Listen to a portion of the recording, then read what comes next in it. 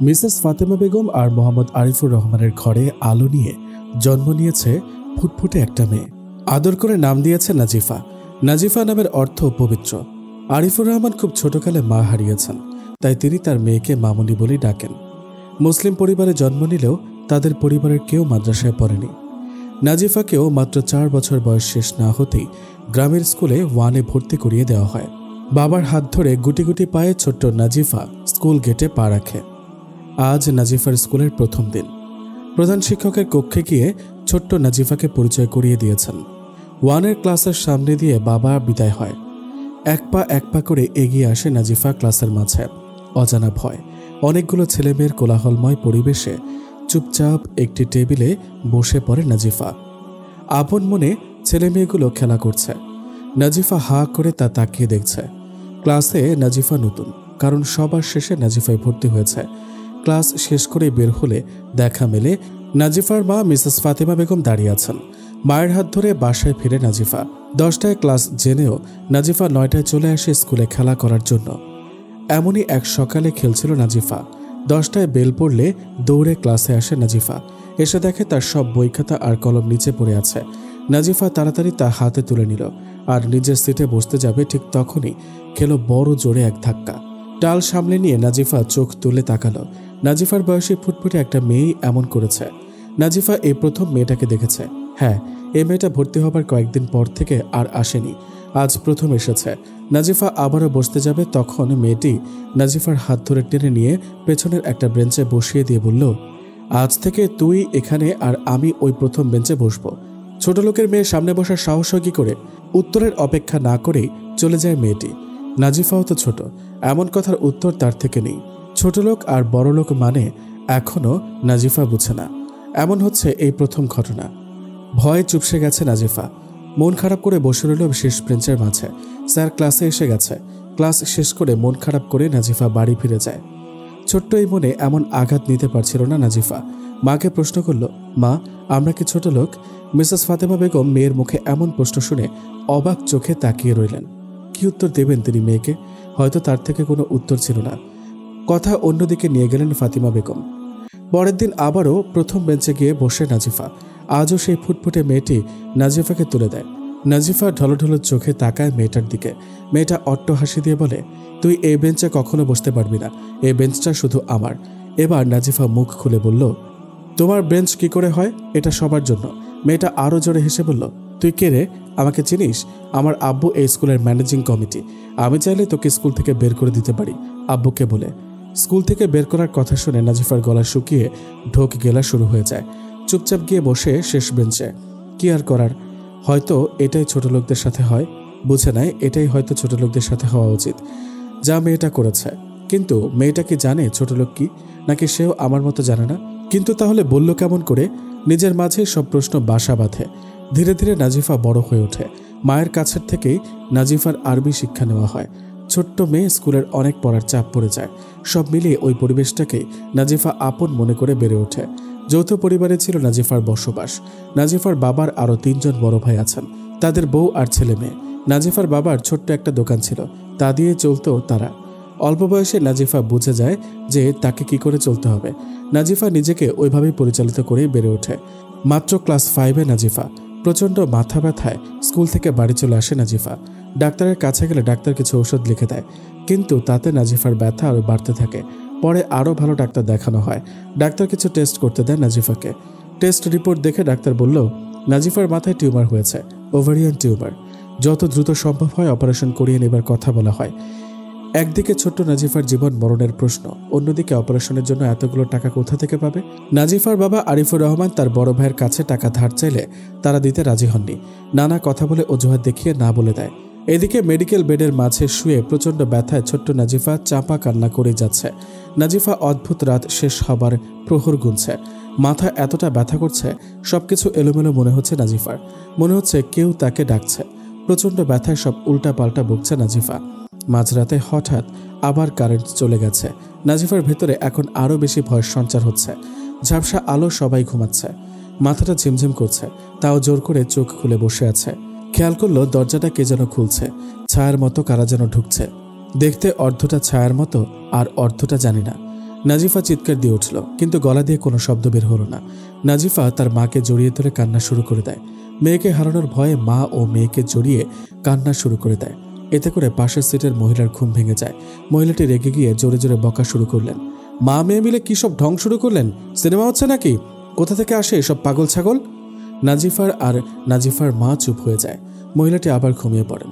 নাজিফার মাথায় হাত বুলিয়ে মিসেস ফাতেমা বেগম ঘুম পাড়িয়ে দেয়।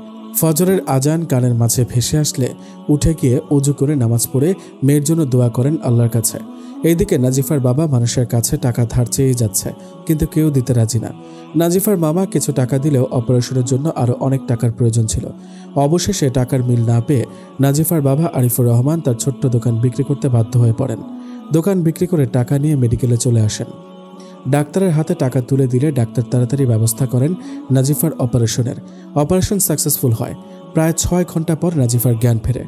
সেদিন নাজিফাকে আর কেবিনে আনা হয়নি, পরের দিন আনা হয়। কাঁথা গায়ে দিয়ে গভীর ঘুমে নাজিফা। মাথার তালুতে একটা নরম স্পর্শ টের পাচ্ছিল। চোখ মেলে তাকাতেই আবার চোখ বন্ধ করে নেয়। নরম আদর নিচ্ছে। বুঝতে পারছে এটা মায়ের হাত। মায়ের আঙুলগুলো পেঁয়াজের মতো পলি পলি করে খাঁজ কাটা। কপালে যখন মা হাত দিচ্ছিল স্পষ্টই আঙুলের খাঁজ কাটা জায়গাতে খসখস সূক্ষ্ম আওয়াজ তুলছিল। কম করে হলেও গত 10 বছর তিনি তার এই আঙুলের ডগা দিয়ে গাজর, মূলো, আলু, পটল, পেঁয়াজ কেটেছেন। সময় সুযোগ বুঝে দাও তার প্রতিশোধ নিয়ে নিয়েছে। নিত্যদিন কাটাকাটির ঘর্ষণে মায়ের আঙুলগুলো এখন ফালা ফালা হয়ে আছে। সেই জায়গাগুলো কুচকুচে কালো। আমি ভাবি একদিন আমার মায়ের হাতও ছিল লাউর ডগার মতন। তার আঙুলের সাদা চামড়ার নিচেও একদিন রক্তলা খেলা করছে দেখা যেত। এখন সেসব জায়গা কালো। নাজিফা, মা উঠ না, আর কত ঘুমাবি? উঠছে মা। কয়েকদিন পর নাজিফাকে মেডিকেল থেকে বাড়ি নিয়ে আসা হয়। নাজিফার বাবার দোকান না থাকায় কাজের খোঁজে শহরে চলে যায়। ব্যস্ত নগরীতে নাজিফার বাবা এগিয়ে যায় কাজের সন্ধানে। কয়েকদিন পর একটা কাজ পেয়ে যায় নাজিফার বাবা। নাজিফার ক্লাস 5-এর ফাইনাল পরীক্ষা দেওয়া শেষ। অন্যদিকে নাজিফার মা মিসেস ফাতেমা বেগম আবারও মা হতে চলেছেন। প্রচণ্ড প্রসব ব্যথায় তিনি ব্যাকুল হয়ে যায়। ছোট্ট নাজিফা তার বড় মা, মেজো মা এবং সেজো মাকে ডেকে বলে, মা জানি কেমন করছে, তোমরা দেখে যাও। নাজিফার বড় মা নাজিফাকে ডেকে বলল, তোর নানার বাড়িতে ফোন দে, তাদের আসতে বল। আমরা কি করব? তোর মাকে ডাক্তারের কাছে নিয়ে যেতে হবে। ছোট্ট নাজিফা তাড়াতাড়ি নানার কাছে ফোন দেয়, কিন্তু কান্নার জন্য কথা বলতে পারে না। শুধু বলে, তোমরা তাড়াতাড়ি আসো, মা কেমন জানি করছে। নাজিফার ফোন পাওয়ার পরে গাড়ি নিয়ে আসে নাজিফার মামা, নানা, নানি আর মেজো খালামণি। নাজিফার মাকে মেডিকেলে নিয়ে যাওয়া হয়। কন্ডিশন খুব একটা ভালো না বলে দেয় ডাক্তার। ডাক্তারের কথা শুনে নাজিফার মামার মাথায় যেন বাজ পড়ল। ঢোক গিলে বলল, এর চিকিৎসা তো আছে তাই না, নাকি অন্য কোথাও নিয়ে যেতে হবে? ডাক্তার ফারহানা কবির বলল, না, কোথাও নিতে হবে না। আজ রাত থেকে প্লাটিলেট দেওয়া শুরু করতে হবে। আপনারা বরং যত দ্রুত সম্ভব প্লাটিলেট ম্যানেজ করে ফেলুন। সাথে সাথে নাজিফার মামা তার বন্ধু ডাক্তার আজাদকে কল দিলেন। ও বলল, তুই কোনো চিন্তা করিস না, আমি এক্ষুনি আসছি, সব ব্যবস্থা হয়ে যাবে। মামার বন্ধু আজাদ তড়িঘড়ি করে আসলো। তার হাতে 2 ব্যাগ প্লাটিলেট। মামার দিকে আসতে আসতে বলল, ভাগ্য ভালো, 2 ব্যাগ রেডি প্লাটিলেট পাওয়া গেছে। প্লাটিলেট দেওয়ার পর মায়ের অবস্থা কিছুটা স্বাভাবিকের দিকে যাচ্ছে। হঠাৎ করেই আবার অবস্থার উল্টো দিকে মন নিল। ডাক্তার ফারহানা কবির এবং আরও কয়েকজন সিনিয়র ডাক্তার মিলে সিদ্ধান্ত নিল আজকে অপারেশন করতে হবে। সাথে সাথে বাবাকে ফোন করে মেডিকেলে আসতে বললাম। কিছু সময়ের মাঝে বাবা চলে আসলেন। ডাক্তারদের কথা শুনে বাবার মাথায় এবার আকাশ ভেঙে পড়ল। এসব কি বলছে ডাক্তাররা? গর্ভের বাচ্চার বয়স মাত্র 8.5 মাস, এখনও তো অনেকটা সময় বাকি, তাহলে এখনই কেন অপারেশন লাগবে? বাবাকে সান্ত্বনা দিয়ে মামা বললেন, নাজিফার বাবা দেখেন, বড় আপার কিচ্ছু হবে না, একটু মাথাটা ঠান্ডা করে শুনেন। এখন বড় আপার যে অবস্থা, এই অবস্থায় যত তাড়াতাড়ি সম্ভব অপারেশন করে ডাক্তার বাচ্চার জীবন বাঁচানোর চেষ্টা করতে পারেন। বাবা দাঁড়িয়ে গিয়ে বললেন, মানে বাচ্চার জীবন মানে কি? তাহলে আমার নাজিফার মা? আমি আতকে উঠে জিজ্ঞেস করলাম বাবাকে, মায়ের কিছু হবে না তো বাবা? বাবার উত্তরের আগেই ডাক্তার ফারহানা কবির বাবাকে উদ্দেশ্য করে বলল, আপনার স্ত্রীর জীবন এখন যথেষ্ট সংকটাপন্ন, আল্লাহকে ডাকেন, আমরা আমাদের সর্বোচ্চ চেষ্টাটাই করবো ইনশাআল্লাহ। আমি কিছুই বুঝতে পারছি না, ডাক্তার এসব কি বলছে? এত ছোট্ট মেয়ে হয়ে বোঝা সম্ভব না। আমার সারা শরীর ঠান্ডা হয়ে আসছে, কথা বলার শক্তি হারিয়ে ফেলছি। মাকে যে কেবিনে রাখা হয়েছে ওইদিকে যাওয়ার জন্য উঠে দাঁড়ানোর চেষ্টা করলাম। প্রথমবার ব্যর্থ হলাম, মাথাটা চক্কর দিয়ে উঠল। মেজো খালামণি আমার পাশেই বসেছিল, ও আমাকে ধরে নিয়ে আসলো। কেন জানি আমার মনে হলো পায়ে কোনো জোর পাচ্ছি না, ব্যাপারটাকে পাত্তা দিলাম না। খালামণিকে বললাম, খালামণি, মায়ের কি আর কোথাও ভালো চিকিৎসা হবে? খালামণি বলল, না রে মা, কোথাও গিয়ে কোনো লাভ নেই, এখানেই সর্বোচ্চটাই চেষ্টা করা হবে। তুই এত ভাবিস না তো, আল্লাহর উপর ভরসা রাখ। মাকে অপারেশন থিয়েটারে নেওয়ার প্রস্তুতি চলছে। আমি কেবিনের বাইরে দাঁড়িয়ে আছি। আমার 2 চোখ থেকে অঝরে জল গড়িয়ে পড়ছে, বাবারও পড়ছে। কিন্তু বাবা তা লুকানোর মিথ্যা চেষ্টা করে যাচ্ছে। কারণ পুরুষ মানুষদের যে কান্না মানায় না, চোখের পানি এমন করে ফেলতে নেই সেটা আমি জানি, কিন্তু আজ হাজার চেষ্টা করেও যেন তা থামাতে পারছি না। বাবা মেয়ের সাথে নানি এবং খালামণি। মাকে হুইলচেয়ারে বসানো হলো। আমি, বাবা আর খালামণি পেছন থেকে হুইল চেয়ার ঠেলছি আর নিজের চোখের পানি লুকানোর চেষ্টা করছি। 3 জনেই চুপচাপ, কেউ কোনো কথা বলছে না। অপারেশন থিয়েটারে ঢোকার আগে মা নীরবতা ভেঙে বাবাকে বলল, কোনো অন্যায় করে থাকলে ক্ষমা করে দিও। আমার নাজিফাকে দেখে রেখো, আর যে আসছে দুনিয়াতে তাকেও। এতক্ষণ পর্যন্ত আমরা কেউ কিছুই বলিনি মাকে। প্লাটিলেট লেভেল কমে যাওয়া, জরুরি অপারেশন, বাচ্চা মায়ের জীবনের ঝুঁকি, এসবের কিছুই বলেনি মাকে। সব গোপন করা হয়েছে। যদি মা সহ্য করতে না পারে তাই। তাহলে কি নিজ থেকে কিছু আন্দাজ করে নিয়েছে মা? অজানার শঙ্কায় আরেকবার আমার ভেতরটা কেঁপে উঠল। মাকে অপারেশন থিয়েটারের ভেতরে নিয়ে গেল। আমি আর দাঁড়িয়ে থাকতে পারছিলাম না। কাছে থাকা বেঞ্চে বসে পড়লাম। মা যে আমার জীবনের সব, বেঁচে থাকার অনুপ্রেরণা। আজ মায়ের অপারেশন থিয়েটারের ডাক্তারদের ছুরির নিচে। অথচ মা রক্ত আর কাটা ছেড়ে একদম দেখতে পারত না, খুব ভয় পেত। মায়ের পেটে 8 মাস 17 দিন বয়সী সন্তান। আমি আর ভাবতে পারছিলাম না। ভয়ে আমার সারা শরীর ঠান্ডা হয়ে আসছিল, মাথাটা আস্তে আস্তে ভারী হয়ে আসছিল। এমন সময় পাশে থেকে নিঃশব্দে কেউ আমার মাথায় হাত রাখে, আশীর্বাদের হাত। স্বপ্ন ভেবে পরক্ষণেই আমার ভুল ভাঙল। আমার নানি। আমি লাফ দিয়ে উঠে দাঁড়ালাম, নানিকে জড়িয়ে ধরে অঝরে কাঁদতে লাগলাম। নানি আমাকে সান্ত্বনা দিয়ে বললেন, আল্লাহর উপর ভরসা রাখ, সব ঠিক হয়ে যাবে। প্রায় 4 ঘন্টা হয়ে গেল আমরা বাইরে দাঁড়িয়ে আছি। আরও আধ ঘন্টা পরে ডাক্তার ফারহানা কবির বের হয়ে বললেন, সরি, আমরা অনেক চেষ্টা করেও মাকে বাঁচাতে পারিনি। ছেলে সন্তান হয়েছে, কিন্তু পরিপূর্ণ বয়স হবার আগে হয়েছে বলে তাকে পর্যবেক্ষণ যন্ত্রে রাখতে হবে বলে চলে গেলেন। মাকে অপারেশনের রুম থেকে বের করা হলো। দৌড়ে কাছে গিয়ে থেমে গেলাম। সাদা কাপড় দিয়ে মুখটা ঢাকা। না, এটা আমার মা হতে পারে না। মুখের কাপড় টেনে দেখার সাহস পাচ্ছিলাম না। বাবাও সাথে এসে থমকে দাঁড়ালেন। কাপা হাতে আস্তে করে কাপড়টা মুখের থেকে হালকা সরিয়ে দিলেন। মুখটা ফেটে যাচ্ছিল। মায়ের মুখটা চোখের সামনে ফুটে ওঠে। মায়ের মুখটা দেখার পর নাজিফা জ্ঞান হারিয়ে মেডিকেলের ফ্লোরে পড়ে যায়। মাকে হারিয়ে নাজিফা আনমনা হয়ে যায়। নাজিফা এমনিতেও তেমন কারোর সাথে কথা বলতো না। ছোট্ট কলিজার টুকরো মিষ্টি ভাইটাকে যন্ত্রের ভেতর গ্লাস দিয়ে দেখে নিয়ে নাজিফা একটু শান্তি পায়। চোখের কোণে অশ্রু ভেসে যায় নাজিফার। ভাইটা আজও জানে না যে তাকে পৃথিবীতে আলো দেখাতে গিয়ে তার মা আর বেঁচে নেই। একা একা গ্লাসের দিকে তাকিয়ে ছোট্ট ভাইটাকে দেখে আর নিজের সাথে কথা বলে নাজিফা। 1 মাস 3 দিন কেটে যায় মেডিকেলে নাজিফার আর ছোট্ট ভাইটার। বাবা যতটুকু পারছেন খরচ চালিয়ে যাচ্ছে, মামাও কিছু দিয়েছেন। 1 মাস 4 দিন হলে ডাক্তার ফারহানা কবির বলেন, আপনারা বাবুটাকে নিয়ে যেতে পারেন। ছোট্ট ভাইকে নিয়ে বাড়িতে আসে, কিন্তু এখন বড় সমস্যা, ভাইকে কি খাওয়াবে, কি করে তাকে মাকে ছাড়া রাখবে। এতদিন তো মেডিকেলে যন্ত্রের মাঝে ছিল, এখন তাকে বাড়ির পরিবেশে মাকে ছাড়াই রাখতে হবে। কিন্তু কি খাওয়াবে এই দুধের মাসুম বাচ্চাটাকে? শুরু হয় ছোট্ট ভাইকে নিয়ে নাজিফার নতুন জীবন। আদর করে নাম রাখে নুসাইর। নুসাইর অর্থ সফল বা বিজয়ী। এক কথায় বোনের নয়নের মণি হলো নুসাইর। নাজিফার পরিবার যেহেতু যৌথ পরিবার, মা বেঁচে থাকলে তিনি সাংসারিক কাজ করতেন, কিন্তু এখন বড় মা, মেজমা আর সেজমা নাজিফাকে দিয়ে কাজগুলো করিয়ে নেয়। নাজিফা ছোট্ট ভাইয়ের দেখাশোনার পাশাপাশি ঘরের সব কাজ করে। নাজিফা এখন আর নিয়মিত ক্লাস করতে পারে না। একদিকে ছোট ভাই নুসাইর আর অন্যদিকে কাজ। তবুও ফাইনাল পরীক্ষা দেওয়ার জন্য স্যারদের বলে, স্যাররা না বলে দেয়, অনেক রিকোয়েস্ট করে। তারপর প্রধান শিক্ষক অনুমতি দেয় পরীক্ষা দেওয়ার জন্য। এখন নাজিফা ক্লাস 7-এ পড়ছে। নুসাইর একটু একটু হাঁটতে শিখেছে, হালকা কথা বলাও শিখেছে। মাসখানেক পর একদিন নাজিফা দেখলো তার কামিজে অনেকটা রক্ত লেগে আছে। ভালো করে দেখে নাজিফা, না, সত্যি অনেক রক্তক্ষরণ হচ্ছে। কিন্তু কেন এত রক্তক্ষরণ, সাথে কেমন যেন পেটে প্রচুর ব্যথা মনে হলো। কিছুই নাজিফা বুঝতে পারছে না। নাজিফা খুব ভয় পেয়ে যায়। নাজিফার মা নেই যে তাকে বুঝিয়ে বলবে যে এটা কিসের রক্ত। নাজিফা তার পাশের ঘরের একটা কাজিনকে সবটা বলে। আপুর নাম নূরে জান্নাত। জান্নাত আপু নাজিফাকে সুন্দরভাবে বুঝিয়ে বলেন, আল্লাহ তাআলা নারীদের মা হবার তৌফিক দেন। যে রক্তটা বের হলো এটা হলো হায়েজ। নারীর নারীত্ব শুরু হয় হায়েজের মধ্য দিয়ে। নারীর জীবনে 4টা ধাপ। প্রথম ধাপ হলো নারীর শৈশবকাল, দ্বিতীয় হলো যৌবনকাল, তৃতীয় হলো সংসারকাল এবং চতুর্থ হলো মায়ের আসনের আসন। শৈশবকাল কাটে বাবা মায়ের এবং অন্য সবার আদরের মধ্য দিয়ে।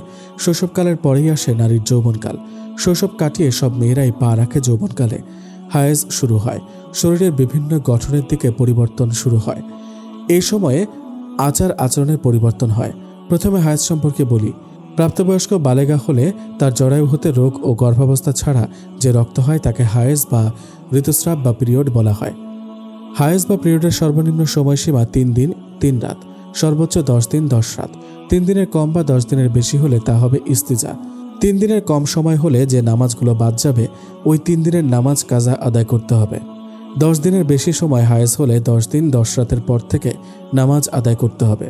কোনো মাসে 5 দিন হায়েজ হয়ে বন্ধ হয়ে গেল, আবার 2 দিন পর শুরু হলো, তাহলে সেটাও পিরিয়ড বা হায়েজ বলে ধরে নিতে হবে, কারণ পিরিয়ডের সর্বোচ্চ সময়সীমা 10 দিন 10 রাত। কারো টানা 15 থেকে 20 দিন রক্ত যাচ্ছে, এক্ষেত্রে 10 দিন 10 রাতকে পিরিয়ড হিসেবে ধরে বাকি দিনগুলো নামাজ আদায় করতে হবে।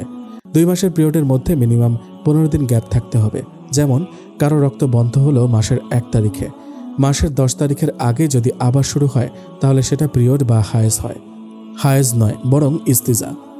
হায়েজ ও নিফাস অবস্থায় স্ত্রী সহবাস সম্পূর্ণ হারাম। ইস্তিহাজা অবস্থায় জায়েজ, তবে অনুত্তম।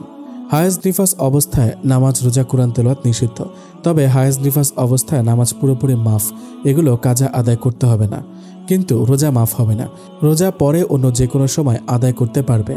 হায়েজ নিফাস অবস্থায় কাজা হওয়া রোজা অবশ্যই আদায় করতে হবে। এ অবস্থায় জিকির, দরুদ, দোয়া ও কোরআনে যে দোয়াগুলো আছে সেগুলো পড়া যাবে। ইস্তিহাজা অবস্থায় নামাজ, রোজা ত্যাগ করা যাবে না।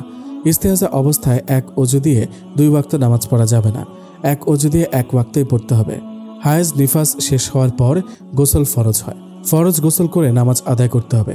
পিরিয়ড বা হায়েজ শেষ হওয়ার পর ফরজ গোসল দেরিতে করার কারণে কোনো ওয়াক্তের নামাজ যদি কাজা হয়ে যায় তবে গুনাহ হবে এবং সে ওয়াক্তের নামাজ কাজা আদায় করতে হবে। সাদা স্রাবের জন্য গোসল ফরজ হয় না, কিন্তু অজু ভেঙে যায়, এক্ষেত্রে প্রতি ওয়াক্তের নামাজের আগে অজু করে নিতে হবে। ফরজ বা বেতন নামাজ পড়াকালীন অবস্থায় হায়েজ শুরু হলে সাথে সাথে নামাজ ছেড়ে দিতে হবে, তা আর পরে কাজা করতে হবে না।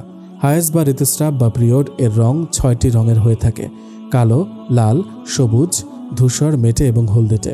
নাজিফা, বুঝতে পেরেছ? আপু। নাজিফা, এই মাসালাগুলো সঠিকভাবে পালন করতে হবে। যদি সঠিকভাবে পালন না করা হয় তাহলে গুনাহগার হতে হবে। এজন্য অবশ্যই প্রতিবারের হায়েজের দিন তারিখ, শুরু ও শেষ হবার দিন তারিখ সঠিকভাবে হিসাব রাখতে হবে। এতে করে মাসালাগুলো সঠিকভাবে পালন করা সম্ভব হবে। আপু, একটা প্রশ্ন ছিল। হ্যাঁ বলো। খুব ব্যথা হয় পেটে, এতে কি করণীয়? ব্যথা এমন হয়ে থাকে এই সময়, ভয় পাওয়ার কিছু নেই, সহ্য করে নিতে হবে। আল্লাহ তাআলা কিন্তু এই ক্ষমতা একজন নারীকেই দিয়েছে। কিছু আমল আছে নাজিফা, করতে পারলে ইনশাল্লাহ ভালো হবে। কি আমল আপু? বেশি ব্যথা হলে তখন হিং পাশারি দোকানে পাওয়া যায়, এই হিং সেবন করলে হায়েজ স্বাভাবিকভাবে প্রভাবিত হবে ইনশাল্লাহ। আবার কাঁচা পেঁয়াজ খেলেও হায়েজ স্বাভাবিকভাবে প্রভাবিত হয় এবং ব্যথা অনুভূত হয় না। স্মরণ রাখবে, কাঁচা পেঁয়াজ রোগের ঔষধ হিসেবে খেতে পারে, অন্য সময় খাওয়া থেকে বিরত থাকবে। কেননা রাসূল সাল্লাল্লাহু আলাইহি সাল্লাম কাঁচা রসুন, কাঁচা পেঁয়াজ ও গিন্দল, এক প্রকার গন্ধযুক্ত সবজি, এগুলো খেতেন না। প্রয়োজনে খেলে তারপর ভালোভাবে কুলি করে মুখ পরিষ্কার করে নিবে, বিশেষ করে নামাজের সময়, কারণ এতে ফেরেশতাদের কষ্ট হয়। আচ্ছা আপু, বেশি রক্তস্রাব হলে কি করতে হবে? অতিরিক্ত রক্তস্রাব হলে তাহলে 7 দিন সূরা দাহরের 1 বার পাঠ করে অথবা সূরা কাউসার 313 বার পাঠ করে পানিতে ফুঁ দিয়ে খাবে, দেখবে রক্ত বন্ধ হয়ে যাবে ইনশাল্লাহ। আপু, মাথাটা যেন কেমন চক্কর দিয়ে ওঠে তখন। হ্যাঁ, এটাও অতিরিক্ত রক্তক্ষরণের জন্য হয়ে থাকে। তখন সামান্য তুলসী পাতার রসের সাথে 1 চা চামচ মধু মিশিয়ে পান করলে ভালো হবে ইনশাল্লাহ। আচ্ছা আপু, ধরো কোনো কারণে হায়েজ বন্ধ হয়ে রইল, তখন কি করতে হবে? গুরুত্বপূর্ণ প্রশ্ন। প্রচণ্ড গরম বা শীতের প্রকোপে হায়েজ কিন্তু বন্ধ হয়ে থাকে। তখন 1 কাপ মিষ্টি জিরার রসের মধ্যে 1 চা চামচ তরমুজের বিচির মজ্জা, ভেতরে সাদা অংশ এবং মধু মিশিয়ে সকালে 1 বার, সন্ধ্যায় 1 বার খাবে।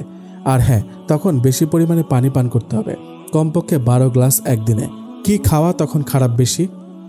আলু, মসুরের ডাল ও শুকনো খাবার এই সময় প্রতিবন্ধকতা সৃষ্টি করে, তাই এই সময় এগুলো খাবে না। কি ক্ষতি হতে পারে?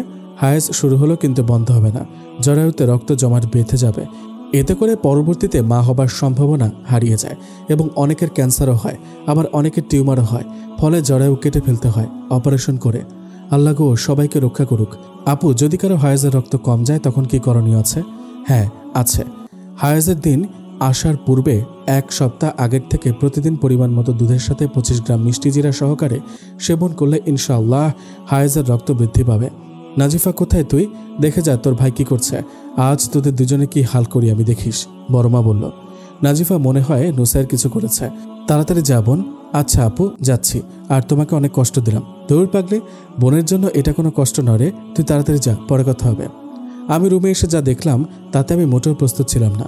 নাজিফা রুমে এসে দেখলো নুসাইর এক পাতিল ভাত মাটিতে ফেলে দিয়েছে আর একটা একটা করে মুখে তুলে নিচ্ছে মাটি থেকে। সারা শরীরের মাঝে কালিতে মাখা, মুখটাও কালিতে মেখে নিয়েছে। নাজিফা একগাল হেসে নুসাইরকে কোলে তুলে নিয়ে সারা রুমে ঘুরতে থাকে আর বলতে থাকে, ভাই তুই ভাত খেতে পারিস নিজের হাতে? কই, আমাকে তো বললি না, আমাকে তো একবারও খাইয়ে দিলি না। নুসাইর বুঝে বোনের আদর, কিন্তু কিছু বলতে পারে না, কারণ সে এখন তেমন কথা বলতে পারে না। শুধু খিলখিল করে হাসির শব্দ করছে, বোনের কথায় সাড়া দিচ্ছে। বেশিক্ষণ এই আনন্দ রইল না।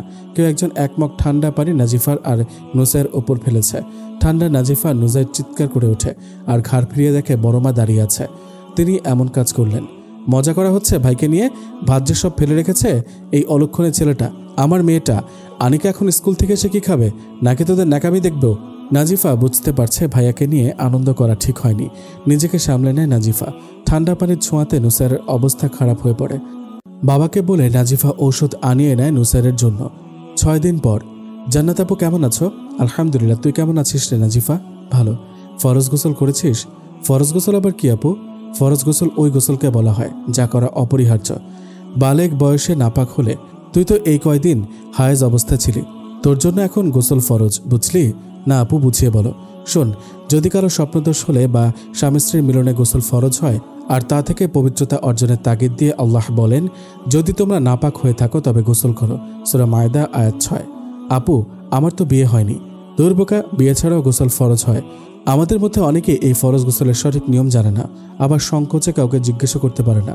ফরজ গোসলের সঠিক নিয়ম না জানার কারণে অসংখ্য মুসলিম ভাই বোনের নামাজ সহ নানা আমল কবুল হয় না, অথচ নামাজের জন্য পবিত্রতা অর্জন করা ফরজ। আল্লাহ বলেন, হে ঈমানদারগণ, নামাজের ধারের কাছে যেও না যখন তোমরা নেশা অবস্থায় মাতাল হয়ে থাকো, যে পর্যন্ত না তোমরা বুঝো তোমরা কি বলছো, অথবা যৌন সম্ভোগ করার পরবর্তী অবস্থায় যতক্ষণ না গোসল করেছ। সূরা আন-নিসা আয়াত 43। নামাজ শুদ্ধ হওয়ার জন্য নামাজের বাইরে যে রুকনগুলো আছে তার মধ্যে শরীর পাক, কাপড় পাক ও জায়গা পাক হওয়ার কথাও আছে। হাদিসে আছে যে অপবিত্র শরীরে, কাপড়ে ও বিছানাপত্রে নামাজ হয় না। মিশকাত শরীফে হাদিস নাম্বার 262। আচ্ছা আপু, তুমি আমাকে বলো কি কি কারণে গোসল ফরজ হয়? হ্যাঁ বলছি। যে সব কারণে গোসল ফরজ হয় তা হলো: 1. স্বপ্নদোষ বা উত্তেজনা বশত বীর্যপাত হলে। 2. স্বপ্নের কথা স্মরণ থাকুক বা না থাকুক শরীরে, কাপড়ে বা বিছানায় বীর্যের চিহ্ন দেখতে পেলে। 3. নারী পুরুষ মিলনে সহবাসে বীর্যপাত হোক আর না হোক।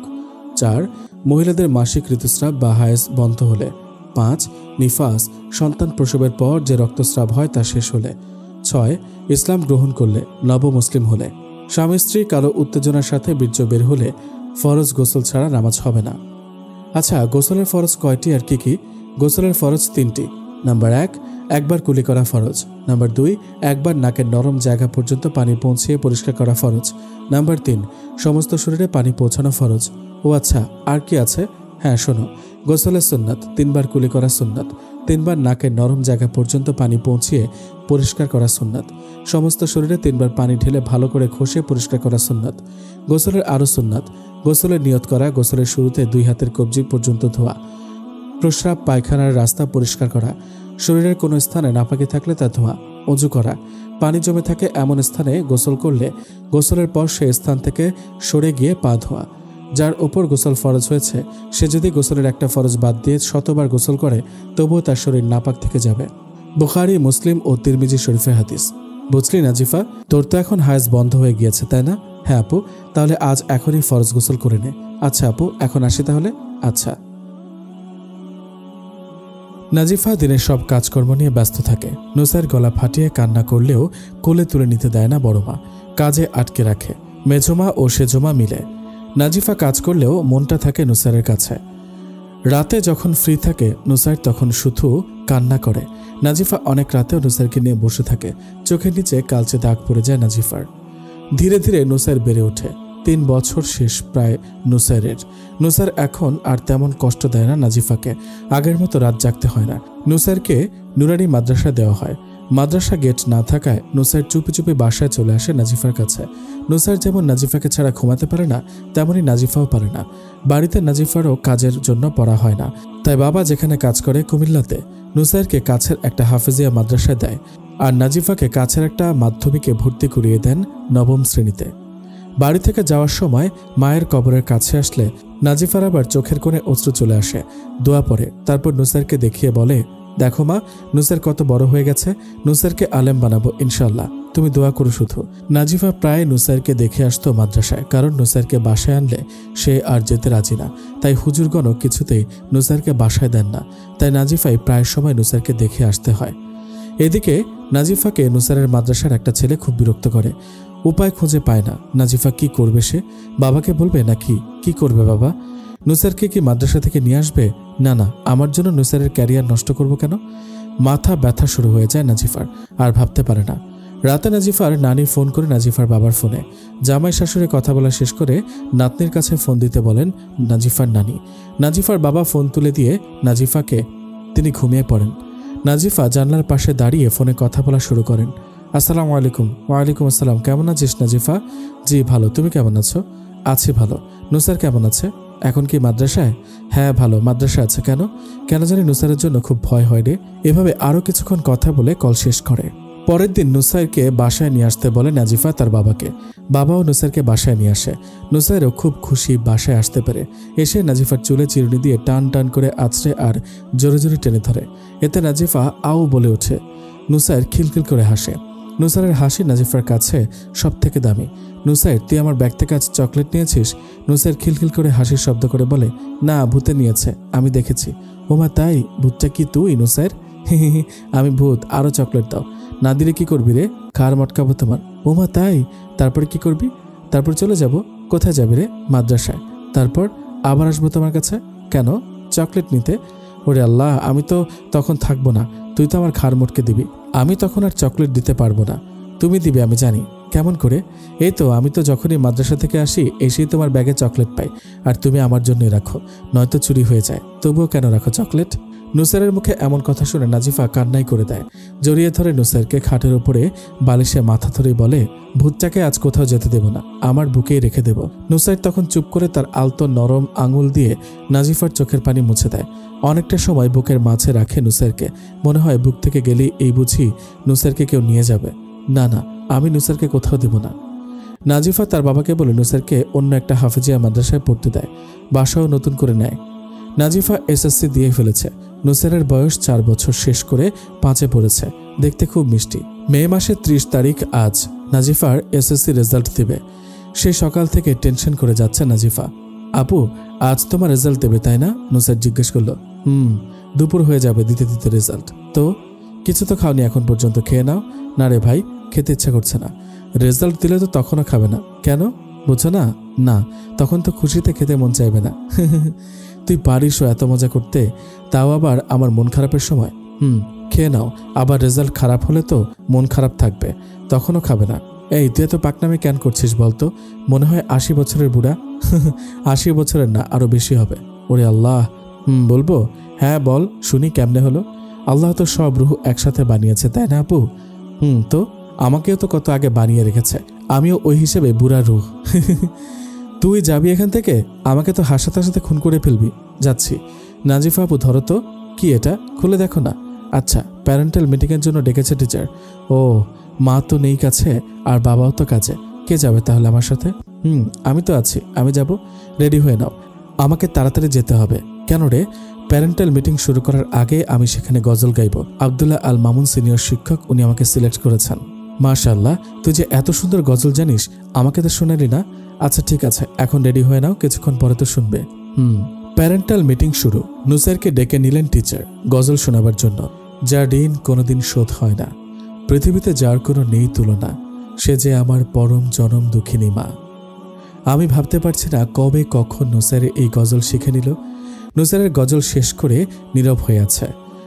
আব্দুল্লাহ আল মামুন সিনিয়র টিচার বললেন, মাশাআল্লাহ, সুন্দর হয়েছে, কিন্তু মন খারাপ করে আছে কেন নুসাইর? নুসাইর ছলছল চোখে আমার দিকে তাকালো। আমি বললাম, নুসার কি হয়েছে ভাই? আপু, মা আমাদের ছেড়ে কেন গেল? মায়ের কি আমাদের কথা মনে পড়ে না? বলো না আপু, মা কি রাগ করে চলে গেছে? মা কি খুব রাগী? মা কেন চলে গেল? কবে আসবে? আপু বলো না। সবার সামনে নুসারের এত প্রশ্নের উত্তরের আগেই নাজিফার চোখের কোণে পানি জমতে শুরু করেছে। কোনো মাই তো তার সন্তানকে একা করে যেতে চায় না। মা কি পারে নাকি সন্তানের সাথে রাগ করতে? কখনো না। মা যে পৃথিবীর মাঝে নেই, কি করে আসবে কাছে? কেউ যে কখনো সেখান থেকে ফিরে আসে না। আব্দুল্লাহ আল মামুন স্যার বললেন, নুসারের বোন নাকি? জি। প্যারেন্টাল মিটিংয়ে প্যারেন্ট কেউ আসলো না যে? নাজিফা নুসারের দিকে তাকায় আর একবার স্যারের দিকে। নুসাইরও হয়তো শোনার জন্য আগ্রহী, তাই তাকিয়ে আছে বোনের দিকে। নীরবতা ভেঙে জবাব দিল, প্যারেন্ট বিজি আছেন, তাই আমি আসলাম। প্রধান শিক্ষক বললেন, ও আচ্ছা, আসলে তারা কেউ আসলে হয়তো নুসার একটু বেশি খুশি হতো। তার মনটা ছোট্ট হয়ে আছে অন্য চাইল্ডের প্যারেন্টরা আসছে দেখে। জি, বাবা আসলে কাজে, তাই আসা সম্ভব নয়। আর মা? থেমে যায় নাজিফা। উম্মে হানি ইতি ম্যাম জিজ্ঞেস করলেন, মা তো আসতে পারতো, ওনার পেশা কি? আসলো না কেন? খুব বিজি নাকি তিনি? একজন বিজ্ঞ মা তার পেশার সম্পর্কে লিখেছিল। আমি ওই লেখার আলোকে বলতে চাই, যদি অনুমতি দেন। নাজিফা বলল। প্রধান শিক্ষক বললেন, হ্যাঁ অবশ্যই নাজিফা, বলো। আমার মা একজন গবেষক ছিলেন। নাজিফা বলল। ইতি ম্যাম বললেন, বুঝলাম না নাজিফা। জি ম্যাম, বলছি। আমার মা শিশুর মানসিক এবং শারীরিক বিকাশ সাধন পর্যবেক্ষণ করে সে অনুযায়ী পরিকল্পনা প্রণয়ন করতেন। বয়স্কদের নিবিড় পরিচর্যার দিকে খেয়াল রাখতেন তিনি। সুস্থ পরিবার ও সমাজ বিনির্মাণে নিরলস শ্রম দিয়ে রাষ্ট্র কাঠামোগত ভিত মজবুত করছেন তিনি। প্রতিটি মুহূর্তে মাকে নানা রকম চ্যালেঞ্জের ভেতর দিয়ে যেতে হতো এবং অত্যন্ত দক্ষতার সাথে তা মোকাবেলা করতে হতো, কারণ মায়ের সামান্য ভুলের জন্য যে বিশাল ক্ষতি হয়ে যেতে পারে। জানেন, পৃথিবীর গুণীজনেরা বলেন, মায়ের প্রকল্পের কাজ এত বেশি দুরূহ আর কষ্টসাধ্য যে দিনের পর দিন আঙুলের নখ দিয়ে সুবিশাল একটি দিঘি খনন করা নাকি তার চেয়ে অনেক সহজ। মায়ের সেই রিসার্চ প্রজেক্ট তো আসলে অনেকদিন ধরে চলছিল। সার্বক্ষণিক তিনি ল্যাবরেটরি এবং ল্যাবরেটরির বাইরেও কাজ করতে হয়েছিল। আহার নিদ্রা করারও মায়ের ঠিক সময় ছিল না। সবসময় মাকে কাজের প্রতি সজাগ থাকতে হতো। সব টিচার্স হা করে নাজিফার কথা শুনছে। বাকি চাইল্ডের প্যারেন্টও মন দিয়ে শুনছেন। নাজিফা আবারও বলতে শুরু করল, দুজন ঊর্ধ্বতন কর্তৃপক্ষের অধীনে মূলত মা তার প্রকল্পের কাজ নিরবচ্ছিন্নভাবে চালাচ্ছিলেন। অবশ্যই সরাসরি দেখা যায় না। একজন হলেন স্রষ্টা, আরেকজন হলো বিবেক। মায়ের নিরলস কাজের স্বরূপ মাকে একবার স্বর্ণপদকে ভূষিত করা হয়। একজন কন্যা সন্তান আমি নিজে। ঊষর মরুর ধূসর বুকে ছোট্ট যদি শহর করো, একটি শিশু মানুষ করা তার চাইতেও অনেক বড়। প্রতিদিন মাকে 14 থেকে 16 ঘন্টা, আবার কোনো কোনো দিন মাকে 24 ঘন্টায় ল্যাবে কাজ করতে হয়েছিল। কাজে এত বেশি ব্যস্ত থাকতো যে কবে যে শেষবারের মতো ভালো করে ঘুমিয়েছে তা কোনো রাতে বা দিনে তাও আমার মনে নেই। অনেক সময় নিজের আহারের কথা ভুলে যেত তিনি। আবার অনেক সময় মনে থাকলেও সবার মুখে অন্ন তুলে না দিয়ে খাওয়ার ফুরসত হতো না, অথবা সবাইকে না খাইয়ে নিজে খেলে পরিতৃপ্তি পেত না। পৃথিবীর সব পেশাতেই কাজের পর ছুটি বলে যে কথাটি আছে, মায়ের পেশাতে সেটা একেবারেই ছিল না। 24 ঘন্টায় মায়ের অন কল ডিউটি ছিল। হয়তো আপনাদের জানতে ইচ্ছে করছে, এই চ্যালেঞ্জিং প্রকল্প পরিচালনায় বেতন কেমন হতে পারে। বেতন ভাতা হলো পরিবারের সবার মুখের হাসি আর পারিবারিক প্রশান্তি। এর চেয়ে বড় অর্জন আর বড় প্রাপ্তি যে কিছুতেই নেই। পৃথিবীর অতি সাধারণ এক মা। নাজিফার মায়ের মুখ চোখের সামনে ভেসে ওঠে। তারপর মায়ের ধূসর হয়ে যাওয়া মুখটি কল্পনা করে অপলকে চেয়ে থাকেন। টিচার্সদেরও নিজের অজান্তেই চোখের জল টপটপ করে পড়তে থাকে, সাথে অন্য প্যারেন্টদেরও। নাজিফা আবারও বলে, আসলে মা এর মাঝে যেন নেই কোনো বড় উপাধির চমক, বড় কোনো পেশাদারিত্বের কর্পোরেট চকচকে ভাব। কিন্তু কত সহজেই পৃথিবীর সব মা নিঃস্বার্থভাবে প্রতিটি পরিবারে নিরলস শ্রম দিয়ে যাচ্ছেন। মাতৃত্বের গবেষণাগারে প্রতিনিয়ত তিলে তিলে গড়ে তুলেছেন এক একটি মানবিক নক্ষত্র। সে মা সবচেয়ে খুশি হন তখনই যখন সন্তান প্রকৃত মানবিক মূল্যবোধ নিয়ে ধনে নয়, সম্পদে নয়, বৃত্তে নয়, ঐশ্বর্যে নয়, শুধু চরিত্রে আর সততায় একজন খাঁটি মানুষ হয়। ইতি ম্যাম বললেন, একদম ঠিক বলেছ নাজিফা। জি, আমি খুব কাছের থেকে দেখেছি মা তার সন্তান প্রসূতকালে ব্যথায় ব্যথিত হয়েছিল তখন হয়তো আল্লাহর আরশ কেঁপেছে সেই ব্যথায়। 8.5 মাসের শিশুকে পৃথিবীতে আলো দেখাতে গিয়ে তিনি নিঃস্বার্থভাবে জীবন দিয়ে দিলেন তার। যাকে আলো দেখালো তাকেও দেখার সৌভাগ্য তার হয়নি। নাজিফা দেখল নুসার মন দিয়ে সব শুনছে। কিছু না বুঝলেও তার চোখ হয়তো বুঝতে পেরেছিল। চোখ দিয়ে পানি পড়তে শুরু করেছে। টিচার্সও বুঝলেন নাজিফার আর নুসারের মা নেই, আর নাজিফা তা নুসারকে এখনো বলেনি। সব প্যারেন্ট আর টিচার্স মিলে নাজিফা আর নুসারকে অনেক দোয়া করলেন। প্রধান শিক্ষক বললেন, নাজিফা, এই নাও দ্বিতীয় সেমিস্টার পরীক্ষার রেজাল্ট কার্ড, বাসায় নিয়ে তোমার বাবাকে দেখাবে। নুসের খুব ভালো করেছে, আর আগামীকাল কিন্তু কার্ড জমা দিতে হবে, কারণ তারপর মাদ্রাসা বন্ধ থাকবে কিছুদিন। নাজিফা বলল, আচ্ছা, দিয়ে যাব। তারপর মিটিং শেষ করে তারা বাসায় আসলো। বাসায় এসে নুসের লাফাচ্ছে আর বলছে, বন্ধ পেয়েছে, কতদিন বেড়াতে যাব নানির বাড়িতে। মাহারা ছেলের আবদার বাবা তো আর ফেরাতে পারে না। বাবা, আমাদেরকে আগামীকাল দিয়ে এসো নানির বাড়িতে। নুসের বলল, হ্যাঁ, তোরা রেডি হয়ে দোকানে যাবি, আমি দোকানেই থাকবো। দোকান তো চিনিস, রফিক আঙ্কেলের। বাবা বলল। নাজিফা বলল, হ্যাঁ বাবা, আমি চিনি। তাহলে তো আর সমস্যা নেই, দরকার হলে কল দিবি কারো ফোন থেকে। আচ্ছা বাবা। নাজিফা আর নুসের রেডি হয়ে পরের দিন। নুসের বলল, আপু, কোন রঙের পাঞ্জাবিটা পরে যাব? তোর যেটা পছন্দ হয়। না, তুমি বলো একটা। আচ্ছা, নীলটা। কিরে হাসছিস কেন? নীল আমারও ভালো লাগে আপু। ওয়াও, তাই বুঝি? আপু, তোমার বিয়েতে একটা নীল শাড়ি কিনে দেব। ওরে আল্লাহ, আমি শেষ, পাকনামি কম কর। আপু, জানো তো, নীল শাড়িতে নীল পরীর মতো লাগবে নাজিফাকে, কি যে ভালো লাগে। ওই তুই থাম তো। আচ্ছা, চুপ হলাম। আমাকে কেমন লাগছে বলো তো? তোকে তো কি, আমাকে বলো। অনেক কিউট লাগছে, মাশাআল্লাহ। জানি তো। কি জানিস কিউট যে আমি? ওরে বাবা, তাহলে আমাকে জিজ্ঞেস করলি কেন? তোমার মুখ থেকে শুনতে ভালো লাগে। তাই না? তুই বেশি পাকনামি করিস। চুপ করে বসতো। চুপ করে থাকতে ভালো লাগে না। ওরে আল্লাহ, তা কি ভালো লাগে শুনি? কথা বলতে। বেশি কথা বললে তো পাগল হয়ে যাবি। নুসেরের আর কোনো কথা শোনা গেল না, শুধু খিলখিল হাসির শব্দ হচ্ছে। নাজিফা মুগ্ধ হয়ে তা দেখছে। নুসের ডেকে বলে, আপু, তুমি বের হও, রাস্তায় দাঁড়াও, আমি স্যারের কাছে রেজাল্ট কার্ড জমা দিয়ে আসি। তুই রাস্তা একা পার হবি কেমন করে?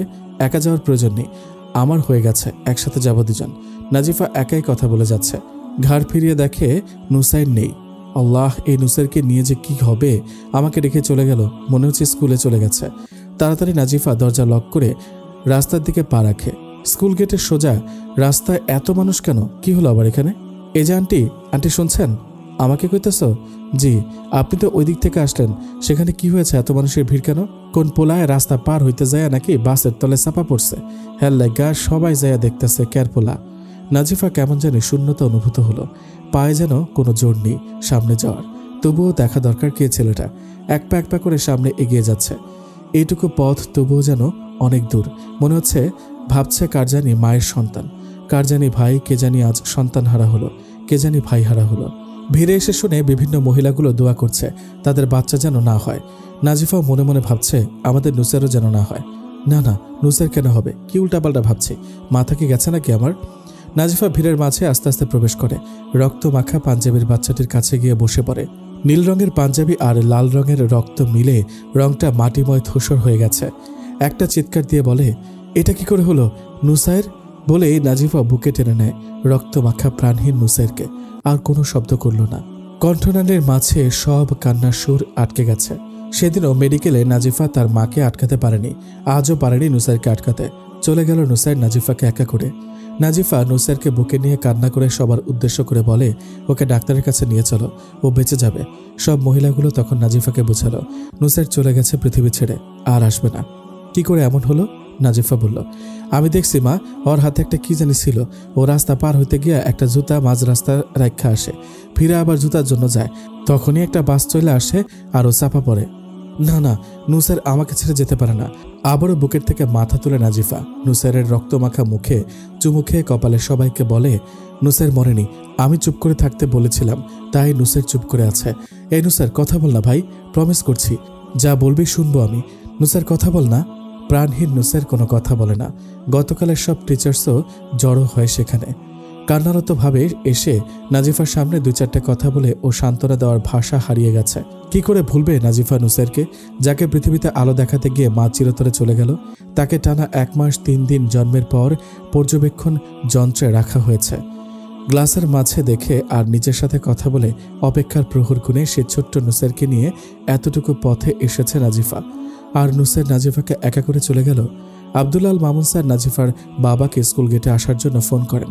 অল্প কিছুক্ষণ পরে নাজিফার বাবা চলে আসে। বাবাও সব ভাষা হারিয়ে ফেলে নুসাইরের লাশ দেখে। নাজিফার পাশে বসে পড়েন তিনিও। পথের যে মানুষগুলো দেখেছিল তারা সবাই নাজিফার সাথে কেঁদেছিল। মনে হয়েছে গাছের প্রতিটা পাতাও কান্না করেছে। নুসাইরের লাশ নিয়ে বাড়ির দিকে রওনা হয়। নুসাইরকে কিছুতে নাজিফা অন্য কোথাও রাখতে দেয়নি। গাড়িতে বুকে জড়িয়ে নিয়ে আসে বাড়িতে। বাড়িতে আসার পর কেউ নুসারকে নাজিফার হাতের থেকে কেড়ে নিতে পারছে না। জোর করে নুসারকে ছাড়িয়ে নেওয়া হয় নাজিফার থেকে। সাথে সাথে নাজিফা মাটিতে ঢলে পড়ে যায় অজ্ঞান হয়ে। নাজিফাকে একটা রুমে রাখা হয়, অন্যদিকে নুসারের লাশ দাফন করা হয়। নাজিফার মায়ের কবরের পাশেই কবর দেওয়া হয় নুসারকে। নাজিফার জ্ঞান তখনও ফেরেনি।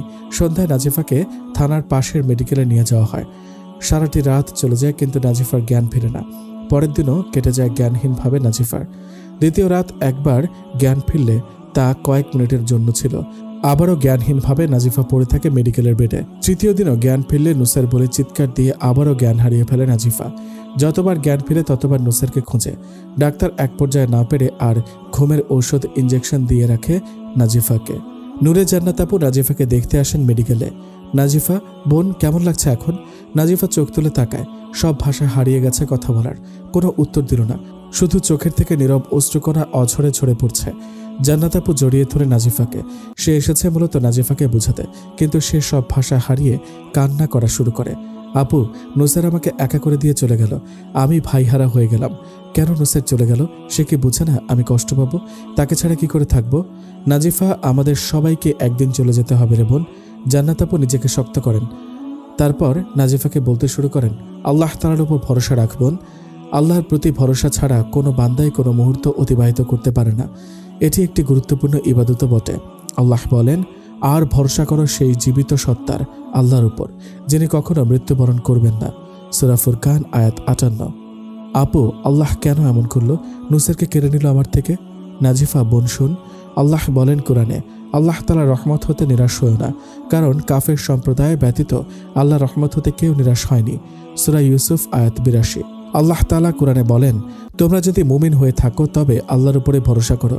সূরা মাইদা আয়াত ২৩। আপু, আমার খুব কষ্ট হয় নুসারকে ছাড়া থাকতে। নাজিফা, আল্লাহ কাউকে সাধ্যের অতিরিক্ত কষ্ট দেন না। সূরা আল আনআম আয়াত ১৫২। নিশ্চয় আল্লাহ ধৈর্যশীলদের সাথে আছেন, ধৈর্য ধারণ করবেন। আল্লাহ কোরআনে আরও বলেন, মুমিনগণ যেন একমাত্র আল্লাহর উপরেই ভরসা করে। সূরা তাওবা আয়াত ৫১। তিনি আরও ইরশাদ করেন, যে ব্যক্তি আল্লাহর উপর ভরসা করবে তিনি তার জন্য যথেষ্ট হবেন। সূরা তালাক আয়াত ৩। তিনি আরও বলেন, যখন তুমি দৃঢ়ভাবে ইচ্ছা করবে তখন আল্লাহর উপর ভরসা করবে। নিশ্চয়ই আল্লাহ ভরসাকারীদের ভালোবাসেন। সূরা আল ইমরান আয়াত ১৫৯। একটি হাদিসও বর্ণিত হয়েছে। আনাস রাদিয়াল্লাহু তাআলা আনহু হতে বর্ণিত, তিনি বলেন, জনৈক ব্যক্তি জিজ্ঞেস করল, হে আল্লাহ রসুল, উটটিকে বাঁধার পর আল্লাহর উপর ভরসা করব, নাকি আল্লাহর উপর ভরসা করে না বেঁধে ছেড়ে দিব? তিনি রাসূলুল্লাহ সাল্লাল্লাহু আলাইহি সাল্লাম বলেন, আগে তা বেঁধে দাও, তারপর আল্লাহর উপর ভরসা করো। তিরমিজি শরীফের হাদিস। এক্ষেত্রে একদল লোক বিভ্রান্তির মধ্যে পড়ে। প্রয়োজনীয় উপকরণ অবলম্বন না করে, কাজ না করে, পরিশ্রম না করে নিজেদের অপারগতাকে ভরসা ভেবেছে আর তাকে ওজর বা সুতা হিসেবে গ্রহণ করেছে। ফলে নিজের এবং পরিবারের অনেক অধিকার, ওয়াজিব বিষয় বিনষ্ট করেছে। উল্লেখ্য, রাসূলুল্লাহ সাল্লাল্লাহু আলাইহি সাল্লাম হিজরতের সময় মদিনার দিকে যাওয়ার জন্য মক্কা থেকে উল্টা দিকে গমন করেন, আর তা ছিল রাতের আঁধারে। অতঃপর তারা সওর নামক গুহায় আত্মগোপন করেন। আবু বকর রাদিয়াল্লাহু তাআলা আনহু নবী সাল্লাল্লাহু আলাইহি সাল্লামের হিজরতের ঘটনা বর্ণনা প্রসঙ্গে বলেন, আমরা যখন গারে সওরে ছিলাম তখন আমি ওপর দিকে দৃষ্টি দিয়ে দেখলাম মুশরিকদের পা আমাদের মাথার ঠিক উপরেই। আমি বললাম, হে আল্লাহ রসুল, তাদের কেউ যদি নিজের পায়ের দিকে তাকায় তাহলে আমাদেরকে দেখতে পাবে। তখন তিনি আমাকে বললেন, আমাদের দুজন সম্পর্কে তোমার ধারণা কি হে আবু বকর? আল্লাহ আমাদের তৃতীয় জন, অর্থাৎ আমাদের সাহায্যকারী। বুখারী ও মুসলিম শরীফে হাদিস। যে কথা পবিত্র কোরআনে আল্লাহ এভাবে বর্ণনা করেছেন, যখন তাকে কাফেররা বহিষ্কার করেছিল তিনি ছিলেন দুজনের একজন। যখন তারা গুহার মধ্যে ছিলেন তখন তিনি আপন সঙ্গীকে বললেন, বিষণ্ণ হয়ো না, আল্লাহ আমাদের সাথে আছেন। সূরা তাওবা আয়াত ৪০। সুতরাং যে ব্যক্তি আল্লাহর উপর ভরসা করবে সে অকল্পনীয়ভাবে তার মর্যাদা লাভ করবে, তার ফলাফল ভোগ করবে, আর সে হবে সর্বাধিক উন্মুক্ত হৃদয়ের মানুষ, সবচাইতে সুখী মানুষ। হেদায়েতের দিকে আহ্বান করলে যতজন তার অনুসরণ করবে প্রত্যেকের সমান সওয়াবের অধিকারী সে হবে, তবে যারা অনুসরণ করেছে তাদের সওয়াবে কোনো কমতি হবে না। তিরমিজি শরীফে হাদিস নাম্বার 2674। বুঝলি নাজিফা? তুমি সবসময় আমার পাশে থেকো আপু। তুমিও আবার আমাকে একা করে চলে যেও না। ইনশাআল্লাহ যাব না রে পাগলি। আজ আসি তাহলে। সেদিনের মতো বিদায় নিয়ে চলে যায় নূরে জান্নাত আপু। একটু ভালো দেখলে নাজিফাকে বাড়িতে নেওয়ার কথা বলে ডাক্তার। বাড়িতে নিয়ে আসে নাজিফার বাবা নাজিফাকে, কিন্তু নাজিফা কারোর সাথে তেমন কথা বলে না। অপরদিকে আরিফুর রহমান বউ হারিয়ে তারপর ছেলেকে হারিয়ে মনমরা হয়ে পড়ে। তার উপর মেয়েটাও কথা বলে না কারোর সাথে। কষ্টের পাহাড় বুকে নিয়ে নাজিফার মাথায় হাত রাখে। নাজিফা চোখের পানি ফেলে ছলছল চোখে বাবার দিকে তাকায়। নাজিফাও বুঝে বাবাও তো কতটা কষ্ট পাচ্ছে। নাজিফা বাবার হাত ধরে আরো বেশি কান্নায় ভেঙে পড়ে। কি অবাক করা বিষয় যে মানুষটা ছোট্টকালে মা হারিয়ে বাবা হারিয়ে ভাই আর ভাবিদের অবহেলায় বড় হয়েছে, আবার সেই মানুষটাই তারপর নিজের বউ ছেলেকে হারিয়েছে। তার থেকে কষ্টের মানুষ কে আছে আর? নাজিফা বাবার কষ্ট বুঝতে পারে, কিন্তু প্রকাশ করার মতো কোনো ভাষা নেই। নাজিফার বাবার স্বপ্ন মেয়েকে পড়াবেন, উচ্চশিক্ষিত করবেন। নাজিফার যতটুকু ইচ্ছা পড়বে। নাজিফার কোনো ইচ্ছা তিনি অপূর্ণ রাখবেন না ইনশাল্লাহ। কুমিল্লা থেকে এসএসসি দিয়ে শেষ হলো। ইন্টারের অ্যাডমিশনের জন্য ভালো কলেজগুলোতে অ্যাপ্লিকেশন করে নাজিফা ঢাকাতে অ্যাপ্লাই করার 15 দিন পর রেজাল্ট দেবে। তাই এই 15 দিন বাড়িতে থাকবে নাজিফা। তাছাড়া ঢাকাতেও পরিচিত কেউ নেই। নাজিফার বাবা আরিফুর রহমানেরও কাজ খুঁজে নেবেন, সেই সাথে একটা বাসাও ভাড়া নেওয়ার উদ্দেশ্য নিয়ে ব্যস্ত নগরীতে যাত্রা দিলেন। চাঁদপুর সদর ঘাটে এসে পকেটে দেখেন মাত্র 130 টাকা আছে। লঞ্চে ওঠান। টিকিট কাটতে গেলে জানতে পারেন ভিআইপি সিটগুলোর দাম 200 টাকা। এক সিট 200 টাকা শুনে আরিফুর রহমান দাঁড়িয়ে থাকে। টিকিট কাউন্টারের লোকটি বলেন, নর্মাল সিট আছে 100 টাকা করে। নাজিফার বাবা আরিফুর রহমান চুপ করে দাঁড়িয়েছিলেন তখনও। কাউন্টারের লোকটি নাজিফার বাবার নীরবতায় কি বুঝলো আল্লাহ জানে। তিনি অন্য লোকেদের টিকিট কাটা নিয়ে ব্যস্ত হয়ে পড়েন। আরিফুর রহমানের চোখ গেল লঞ্চের মাঝ বরাবর, যেখানে মানুষ গুটিসুটি হয়ে বসে আছেন, কেউ শুয়ে আছেন। নাজিফার বাবা টিকিট কাউন্টারের লোকটিকে দেখিয়ে বললেন, ওই জায়গায় থাকলে কত টাকা লাগবে? লোকটি ব্যস্ত গলায় উত্তর দিলেন, 70 টাকা দেন। নাজিফার বাবা আরিফুর রহমান 70 টাকায় টিকিট কিনে নেয়। লঞ্চ প্রায় 6 ঘন্টা পর ঢাকা সদরঘাটে পৌঁছে যায়। সদরঘাটে পা রাখেন আরিফুর রহমান। পকেটে এখন আর 60 টাকা আছে। প্রচণ্ড ক্ষুধা পায়, তাই রেস্টুরেন্ট খুঁজেন। চোখ তুলে এদিকে ওদিকে তাকায়, কিন্তু এত কম টাকা কি খাবেন?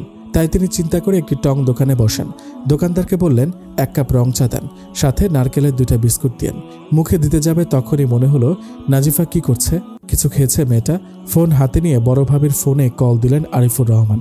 হ্যালো, আসসালামু আলাইকুম ভাবি, আমি নাজিফার বাবা বলছি। ওয়ালাইকুম আসসালাম, বলো। আমি ঢাকা এসেছি, ঠিকভাবে পৌঁছালাম। নাজিফাকে বলবে।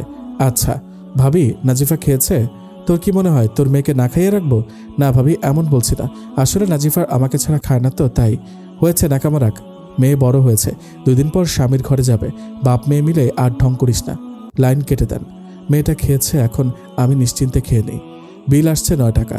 1 টাকার একটা পান মুখে নিয়ে পকেটে 50 টাকা রেখে দোকান থেকে বেরিয়ে পড়েন। সারাদিন হেঁটে হেঁটে অনেক দূরে আসেন। অনেক খুঁজেও কোনো কাজের মিল করতে পারলেন না। সারাদিন কিছু না খেয়ে হেঁটেছে, তাই নাজিফার বাবা খুব ক্লান্ত আর ক্ষুধায় একটি গাছের নিচে বসে যান। ভাগ্য আজ আরিফুর রহমানকে কোথায় নিয়ে আসলো। হেঁটে হেঁটে তিনি গাজীপুর ন্যাশনাল ভার্সিটির সামনে চলে আসেন। একটি দোকান থেকে কিছু পাউরুটি আর কলা খেয়ে নিল। বিল আসে 20 টাকা। একটা বৃদ্ধ লোক পাশের থেকে ডেকে বলেন, বাবা কিছু টাকা দেন না গো, আজ সারাদিন কিছু খাই নাই। আরিফুর রহমান বুঝে সারাদিন না খেয়ে থাকার কষ্টটা। তিনিও যে এমন ভুক্তভোগী। চেয়ে দেখেন পকেটে আর মাত্র 20 টাকা আছে। চাচা, আপনার যা ইচ্ছা খেয়ে নিন, আমি বিল দিয়ে দেব। বৃদ্ধ লোকটি 15 টাকা বিল আসলো। আরিফুর রহমান নিজের পকেটে আর 15 টাকা রেখে দিয়ে আবারও ব্যস্ত শহরের রাস্তার পাশে জ্বলে থাকা আলোতে অনেকটা পথ হেঁটে আসলেন। তবুও রাতে থাকার মতো একটু জায়গাও খুঁজে পেলেন না। ক্লান্ত শরীর নিয়ে আর হাঁটতে পারছেন না তিনি। অবশেষে জায়গা হলো টঙ্গী রেল স্টেশনে। নিয়তি কে না মেনে নেয়, আজ আরিফুর রহমানও মেনে নিলেন। তিনি একা নয়, কত মানুষ আছে যাদের থাকার মতো কোনো বাড়িঘর নেই। এই স্টেশনটাই শুধু তাদের ঠিকানা। গুটিসুটি হয়ে শুয়ে পড়েন এক পাশে। পাশের লোকটি ডেকে বললেন, কইতে এলেন দাদা? নাজিফার বাবা খুব ক্লান্ত সুরে বললেন, জি, চাঁদপুর থেকে। বাড়ি সেরা কেড়ে আইলেন এনে? কাজের খোঁজে। ও, কেউ আর কোনো কথা বলো না, চুপ হয়ে রইল। নাজিফার বাবা এপাশ ওপাশ করছেন শুধু, কিন্তু চোখের পাতায় ঘুম নেই। নাজিফার সাথে কথা হয়নি আজ সারাদিন। কেমন আছে মেয়েটা? ভাবিরা খেতে দিয়েছে কিনা মেয়েটাকে, নাকি মিথ্যা বলছে? নাজিফা তো আমাকে ছাড়া খায় না। হাজারো প্রশ্ন উঁকি দেয় মনের মাঝে। ফোনটা বের করে দেখেন রাত 11টা বাজে। একটা অপরিচিত নাম্বার থেকে অনেকগুলো কল। হয়তো মিসড কল ছিল, তাই বুঝতে পারেননি। কল রিপ্লাই করবেন, দেখেন সেই টাকাও যে নেই ফোনে। নাজিফা হয়তো কারো ফোন থেকে কলগুলো দিয়েছে। উঠে গেলেন আরিফুর রহমান। স্টেশনের পাশের দোকান থেকে 10 টাকা ঢুকালেন ফোনে, 5 টাকা পকেটে রেখে। বারবার কল আসা নাম্বারটায় রিপ্লাই কল দেন তিনি। সাথে সাথে ফোন তুলে নাজিফা। আসসালামু আলাইকুম বাবা, কেমন আছো? সারাদিন কোথায় ছিলে? কত ফোন দিলাম, ধরলা না কেন? একদমে নাজিফা এতগুলো প্রশ্ন করে বসলো। আরিফুর রহমান হেসে দিয়ে বললেন, ওয়ালাইকুম আসসালাম। আমার জন্য চিন্তা করছিলি বুঝি? বাবা ভালো আছি। খেয়েছিস? নাজিফা খায়নি বাবার টেনশনে, মিথ্যাও বলে না। এখন খাবো, তুমি খেয়েছো? আরিফুর রহমান চোখের পানি আটকে মুখ চেপে নাজিফাকে উত্তর দিলেন, হ্যাঁ রে মামুনি, খেয়েছি। তুই খেয়ে ঘুমিয়ে যা। হ্যাঁ খাবো। সারাদিন একবারও আমাকে মনে পড়েনি বুঝি? কেন মনে পড়বে না মামুনি? তুই যে আমার মনের ভিতরে আছিস। তাহলে ঢাকা পৌঁছালে একটা কল কেন দিলে না? কতটা টেনশন হয়েছিল জানো তুমি? কল দেনি মানে? তোর বড়মার ফোনে কল দিয়েছি, তোকে বলেনি? না তো, বললে কি এত টেনশন করতাম? যাক বাদ দে, অনেক রাত হলো, ঘুমা। আচ্ছা।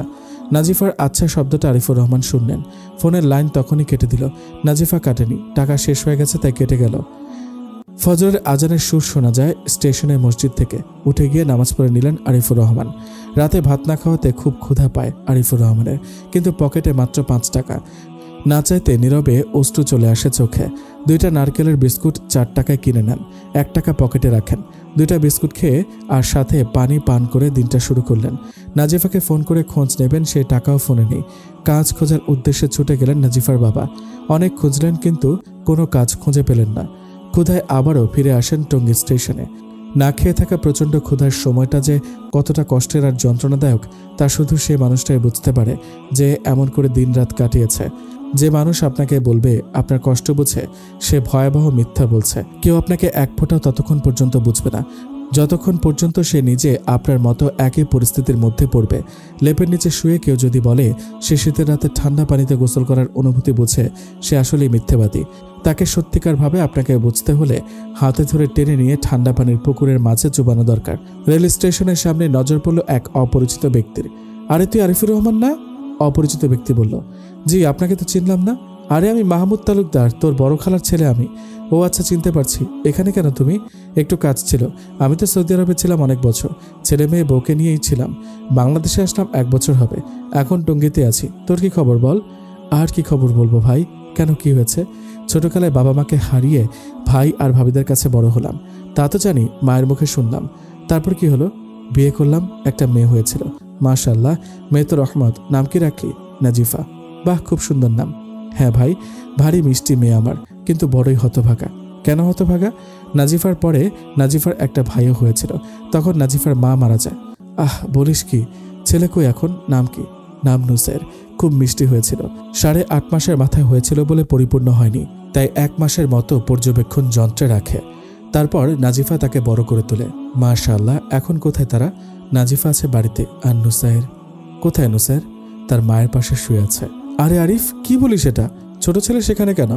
হ্যাঁ ভাই, নুসাইরও চলে গেছে ছেড়ে। বলিস কি? কেমন করে এমন হলো? রাস্তা পার হতে গিয়ে মাঝ রাস্তায় নুসাইর জুতা ফেলে আসে, ফিরে আবার জুতার জন্য যায়, তখনই একটা বাস এসে নুসাইরকে চাপা দেয়। চলে গেল নুসাইর আমাদের ছেড়ে। মাহমুদ তালুকদার কথা বলার ভাষা হারিয়ে ফেলেন, তবুও খালাতো ভাইকে সান্ত্বনা দেন। আল্লাহ যা করেন ভালোর জন্যই করেন। মাহমুদ ভাই, খালাম্মা আছে এখন? হ্যাঁ আছে। তো ছেলে মেয়ে কয়জন? আমার তো 4 জন। তারা ছেলে 2 জন, মেয়ে 2 জন। বড় ছেলে শাহপরান হাসান সৌদি আরবে আছে, হাফেজি শেষ করেছে, এখন হাদিসের উপর পড়ছে, আসবে কিছুদিনের মাঝে। আর বাকি তারা? হ্যাঁ, তারপর মেয়ে রাবিয়া ইসলাম মাদ্রাসার পাশাপাশি ইউনিভার্সিটিতে অনার্স করছে। তারপর ছোট মেয়ে মাহবুদা, সে ক্লাস 1-এ পড়ে টঙ্গী ক্যাডেট মাদ্রাসায়। তারপর সবার ছোট ছেলে তারেক রহমান, 5 বছর বয়স হবে আর কি। মাশাআল্লাহ। হ্যাঁ, এখন বাসায় চল। আরিফুর রহমানও রাজি হয়ে যায়। খালাতো ভাইয়ের সাথে তাদের বাসায় চলে আসেন। টঙ্গী সরকারি কলেজের পাশে বাসা, 3 তলার বাসা। আরিফুর রহমান আজ কয়েকদিন না খেয়ে শরীরের মাঝে শক্তি পাচ্ছেন না সিঁড়ি দিয়ে উপরে ওঠার, তবুও যে উঠতে হবে, অনেক কষ্টে উপরে আসলেন। কলিং বেল বাজাতেই একটা 5 বছরের বাচ্চা দরজা খুলে দিল। দরজা খুলেই বাচ্চাটি বলে ওঠে, আসসালামু আলাইকুম। আরিফুর রহমান উত্তর দিলেন, ওয়ালাইকুম আসসালাম। মাহমুদ তালুকদার বাচ্চাটিকে দেখিয়ে বললেন, আমার ছোট ছেলে, নাম তারেক রহমান। একটা রুমে ঢুকে আরিফুর রহমানকে ডাকলেন, আয় রুমে আয়। এই যে এদিকে ওয়াশরুম, যা হাত মুখ ধুয়ে নে, আমি তোর ভাবিকে বলে খাবার রেডি করছি। কুলসুম? কুলসুম মাহমুদ তালুকদারের বউ কুলসুম। হ্যাঁ বলো। আমার আম্মার বোনের ছেলে, নাম আরিফুর রহমান, গ্রাম থেকে এসেছে, তার জন্য খাবারের ব্যবস্থা করো। হ্যাঁ করছি, তুমি তাকে নিয়ে বসো। আচ্ছা। রাবেয়া, মা কই তুই? বলো আম্মু। তোর একটা আঙ্কেল এসেছে গ্রাম থেকে, তাকে খেতে দিতে হবে। আম্মুকে কাজে সাহায্য করবি, আয় তাড়াতাড়ি। আচ্ছা আম্মু। খাওয়া শুরু করার আগে নাজিফার সাথে কথা বলতে ইচ্ছে করছে, কিন্তু ফোনে টাকা নেই। মাহমুদ ভাইকে বলে তার ফোন থেকে নাজিফার সাথে কথা বলে তারপর আরিফুর রহমান খাওয়া শুরু করেন।